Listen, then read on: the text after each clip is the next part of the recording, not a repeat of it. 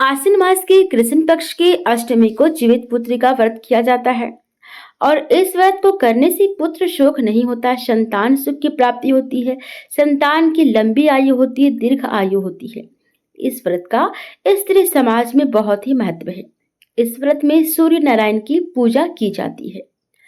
इस दिन स्वयं स्नान करने के बाद भगवान सूर्य नारायण की प्रतिमा को स्नान कराएं, धूप दीप आदि से आरती करें एवं भोग लगाएं। इस दिन बाजरा से मिश्रित पदार्थ भोग में लगाया जाता है। दोस्तों, इस दिन कथा का श्रवण भी करना चाहिए। आइए हम सुनते हैं जितिया व्रत की कथा। गंधर्वों के राजकुमार का नाम जीमूतवाहन था। वे बड़े उदार और परोपकारी थे। जीमूतवाहन के पिता ने वृद्धावस्था में वानप्रस्थ आश्रम में जाते समय इनको राज सिंहासन पर बैठाया, किंतु इनका मन राजपाट में नहीं लगता था। वे राज्य का भार अपने भाइयों पर छोड़कर स्वयं वन में पिता की सेवा करने चले गए। वहीं पर उनका मलयवती नाम की राजकन्या से विवाह हो गया। एक दिन जब वन में भ्रमण करते हुए जीमूतवाहन काफी आगे चले, तब उन्हें एक वृद्ध विलाप करते हुए दिखी। इनके पूछने पर वृद्ध ने रोते हुए बताया, मैं नागवंश की स्त्री हूँ और मुझे एक ही पुत्र है। पक्षी राज गरुड़ के सामने नागों ने उन्हें प्रतिदिन भक्षण हेतु एक नाग सौंपने की प्रतिज्ञा की हुई है।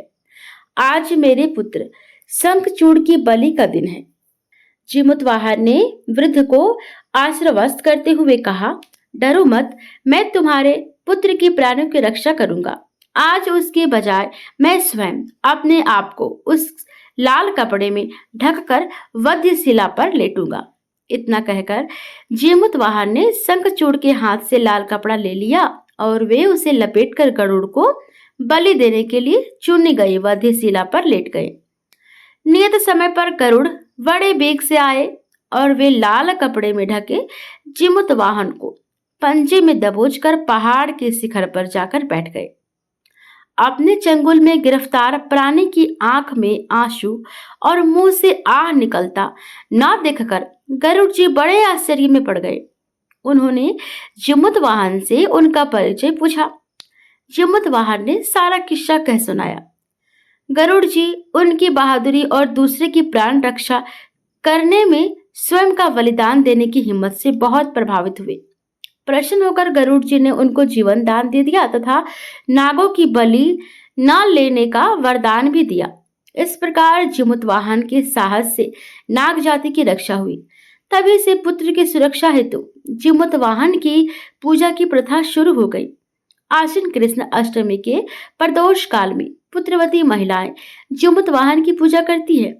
कैलाश पर्वत पर भगवान शंकर माता पार्वती को कथा सुनाते हुए कहते हैं कि आश्विन कृष्ण अष्टमी के दिन उपवास रखकर जो स्त्री सांझ प्रदोष काल में जीमूतवाहन की पूजा करती है और कथा सुनने के बाद आचार्य को दक्षिणा देती है, वह पुत्र पौत्रों का पूर्ण सुख प्राप्त करती है। व्रत का पारण दूसरे दिन अष्टमी तिथि की समाप्ति के बाद किया जाता है।